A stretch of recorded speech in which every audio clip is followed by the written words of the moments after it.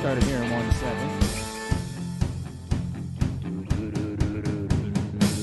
I love the intensity of this thing. Alright, there it is. 13-7. A couple seconds left for this stuff to kick it off. Hopefully nothing silly happens, but I figured we might as well go ahead and get started on the project at halftime. We expected it to be far worse. Oddly, it could have been better. Sort of a weird emotion that we getting at halftime of this game. But then, Bob, and thanks for all the hard work you put in making this presentation better. I'm in a weird place, right? Like, I'm in this weird place where this definitely could have been worse, where there's no world in which we thought the Ravens were going to lead the Rams 13-7 at the half. We just did not expect it. In any world, we did not expect that. But yet,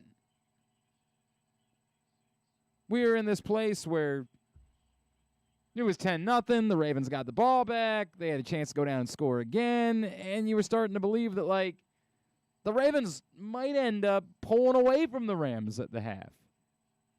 And then disaster strikes. And so you're sort of in this weird place now at the half where you're happy because you know what you thought it was going to be, but you're also nervous as hell because the problems that you felt coming into the game all remain the same here at the half. And so if you said, hey, I was spotting the Rams, or the Rams, they're in a 6-point hole. Strike that. Let me try that one more time. Before the game, if you said, I'm spotting the Ravens 6 points, you probably would have said, yeah, not enough. Not quite enough for me to feel good about it. And so it's just a weird place. Really weird place that we're in right now at the half with the Ravens leading the Rams 13-7. Very pleasant. We should say all the right things. If there is an impact of a West Coast team playing, a 1 p.m. Eastern game, then that kind of runs out a bit as the game goes on. The Rams perhaps wake up a bit. Chuck Clark, what a day. Obviously, he's the story of the first half for the Baltimore Ravens with 2 interceptions and the touchdown. Remarkable first half for Chuck Clark. But are you assuming 2 more interceptions in the second half? And if not, how much faith do you still have in this defense as a whole? Clearly, they inherited a very short field after Tyler Huntley was picked off there late, and so it's hard to blame them for that, even if you don't love what you saw from Patrick Queen. Again, the scenario where Patrick Queen is one-on-one defending Cooper Kupp, not a good scenario. I'm not trying to defend or absolve Patrick Queen from blame. He was the guy that was in the spot. You need to make a play. But it's not a great scenario for anybody to be in. Not ideal. So how much faith do you have in the Ravens defense? Again, Chuck Clark was phenomenal. But do you believe that they can do it for another 30 minutes against the Rams offense? I don't know. Jeff, Chuck Clark was impressive with interceptions, and Huntley was good except for that one terrible interception. We have a chance in the second half. That's all we can ask for. To some extent, I agree with you, right? All you can ask for is a chance. But realistically, these might be must-win games. I mean, it's obviously a must-win game for any hope in the division, although that's a bit extreme to think the Ravens really have a chance with the division. It's sort of the reality of the circumstances that they're in. Although, for what it's worth, Kansas City is up 28-17 on Cincinnati at the half, so, that ain't dead. That ain't dead. You win today, you're back within 1 game, and you let it all come down to Cincinnati-Cleveland and your game against Pittsburgh next week. So it's must-win for any hope of winning the division for sure. Must win. And so if that's the case, saying, hey, it's about as good as you could expect it, yeah, you're right, but they need to win the game. And it might very well be that when we look back at the end of it, we say it all fell apart in that final minute and 15 seconds. Which is frustrating because Tyler Huntley is still a very inexperienced backup quarterback. It's hard to come down on him for something like that. And maybe it's even possible that Marquise Brown ran the wrong route, I guess. I mean, given the experience level of the two players, I would assume that's on Huntley more than it's on Brown. And you don't want to beat him up too much, but ultimately when this one is over, if the Ravens lose the game and are eliminated in the AFC North race today, it might very well be that we go back and look on that moment and say, this changed everything. What could well be a 14-point swing. I guess 11 points because the Ravens went back down and got a field goal anyway. It's significant. There's no way of getting around that. You feel good up by 6, but you had a real shot at being up by 17. Oy. That's a tough way for the half to end. Tough way, but they did. They bounced back nicely, and Tyler Huntley did what he needed to do. Love them using Tyler Huntley as a runner. This goes back to all the same stuff I said about Lamar Jackson. Don't understand why you don't have your quarterbacks that are quite capable, quite mobile, using them as runners. It's this weird bit that people obsess over where, like, your quarterback's not supposed to run, which is insane. It's nuts. It's never made a lick of sense. We have all the data. That's not a thing. Even if you believed in that nonsense, your backup quarterback would be the exact guy that you'd want running the ball. 4th and 1. Great call. If you have your quarterback run, you got one more blocker to work with. Use it. Makes all the sense in the world. Did I love the original 3rd and 3 call for all of you that hate Greg Roman and want me to hate him too? No, I didn't love it. I don't love the idea of running the ball on 3rd and 3. Now, it's also quite possible that they had predetermined in that spot that they were going to go for it on 4th down, and so they were buying themselves 2 plays in order to pick it up, and everything got thrown to hell when Villanueva gets blown up by Aaron Donald, and that play ends up being a 2-yard loss in the backfield. So instead of it being a 4th and short situation, a 4th and 1, maybe a 4th and 1.5 or 2, they end up back in 4th and 5, and they're like, okay, we're not going to do it. So I didn't love the play call, but my gut tells me that that was a situation where they would have gone for it on 4th down had they just not lost a bunch of yards on the play. AJ, ever the positive one. 2 more quarters left until the end of the season. Always love hearing from you, AJ, Mr. Positivity. Richard, Happy New Year. Pleasantly surprised. Yeah, I mean, right. It's the conflating emotion that I have. Because a couple minutes ago, I was prepared to come on and do this and be like, wow. Like, wow. I feel great. It's overwhelming. And instead, I sort of just have this kind of sinking feeling in the pit of my stomach about how the last couple of minutes went down and how a team that needed a lot of things to go right today ended up having something significant go wrong in those final minutes, and that truly could prove to be the difference.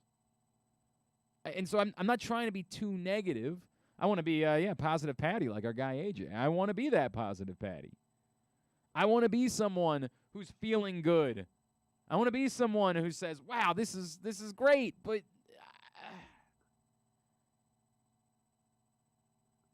there's not a lot of margin for error when you're as depleted as the Ravens are and you're trying to beat a team like the LA Rams. It's not that you can't make any mistake, but you can't make too many, and you can't make significant mistakes. And that, at the moment, shapes up to be a game-altering mistake.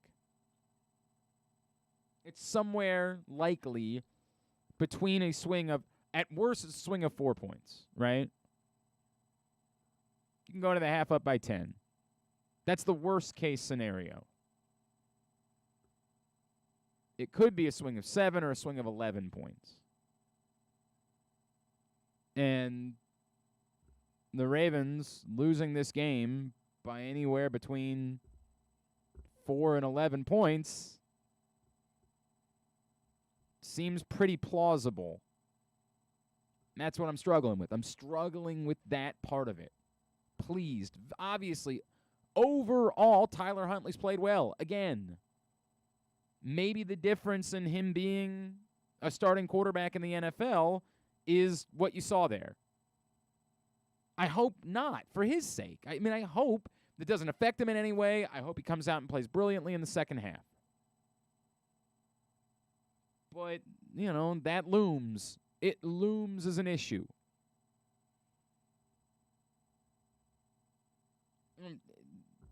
For the most part, the receivers continue to play well. Obviously, Mark Andrews continues to dominate. The historic season, obviously, you saw earlier in the half, he set the new single-season receiving record.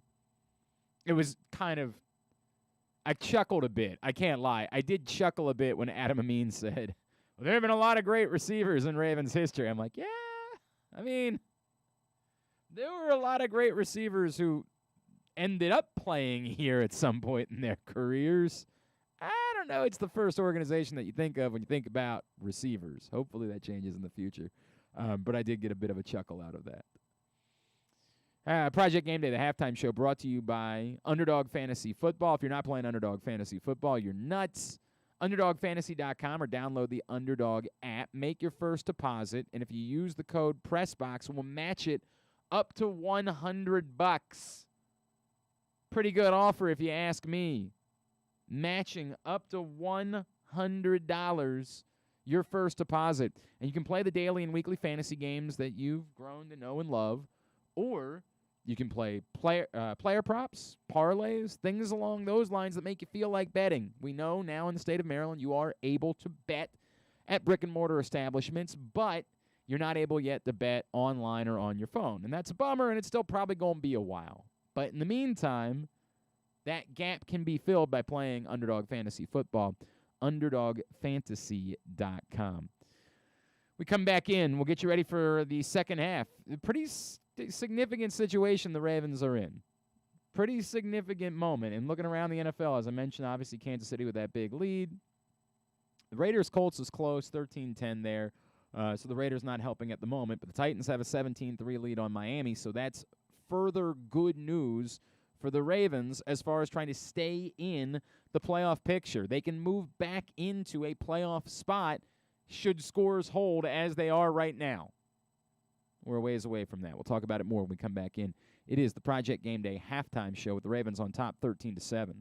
Come in for Glory Burgers, Glory Wings. There's glory for everyone at Glory Days Grill. Enjoy their award-winning burgers, ribs, and wings, or try our fresh salads, hand-cut salmon, or our scrumptious sandwiches. Yum! Come in for our daily specials every weekday, like $6.99 burgers on Mondays and $5.99 nachos on Thursdays. And watch football on their big screens every Monday, Thursday, and Sunday. Dine in and let us serve you, or order online at glorydaysgrill.com and take it home. Visit us at glorydaysgrill.com for a location near you. Glory Days Grill, great food, good sports. The latest issue of Press Box is available now, and it's our very special annual Best Of issue. On the cover, we celebrate Justin Tucker as our Mo Gabba Sports Person of the Year, honoring his historic on-field achievements, but also the unprecedented relationship he shared with Baltimore. Inside, we recognize the top people, performances, and moments of 2021, including Cedric Mullins' incredible season and the dominance of local Paralympic athletes. Press Box is available for free at over 500 area locations, including 60 Royal Farm stores. And you can always find the entire edition, as well as the best daily coverage of the Orioles, Ravens, and Terps at PressBoxOnline.com. Sports fans, the wait is over. The all-new FanDuel Sportsbook is now open at Live Casino and Hotel in Hanover, Maryland. This is your chance to win big right in your own backyard. Bet on every sport with self-service kiosks and watch all of the action from the best seat in the house. Make every moment more at the all-new FanDuel Sportsbook at Live Casino and Hotel in Hanover. Please play responsibly. Gambling problem? Please call 1-800-GAMBLER or visit mdgamblinghelp.org. Project Game Day halftime show is brought to you by Glory Days Grill and Underdog Fantasy Football. When this game is over, Ken Zales will join me in studio for the Project Game Day post-game show. Looking forward to that, as we will have obviously a far clearer picture of where things stand heading into Ravens-Steelers next week. Of course, Steelers and Browns don't play until tomorrow night, so we won't have the full picture of the AFC North until that game tomorrow night. But if the Ravens, again, if this score holds, if the Ravens win and the Bengals end up falling to Kansas City, as we're looking at the moment, then the Ravens will be in pretty decent shape.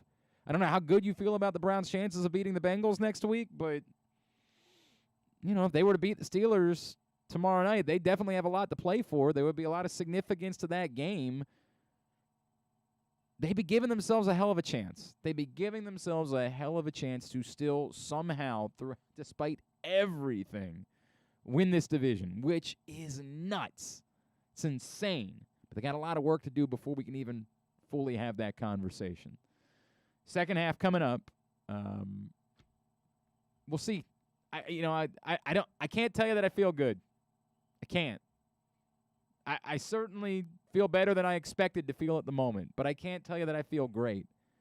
I got that, I told you, that sinking feeling in the pit of my stomach, and I can't shake it.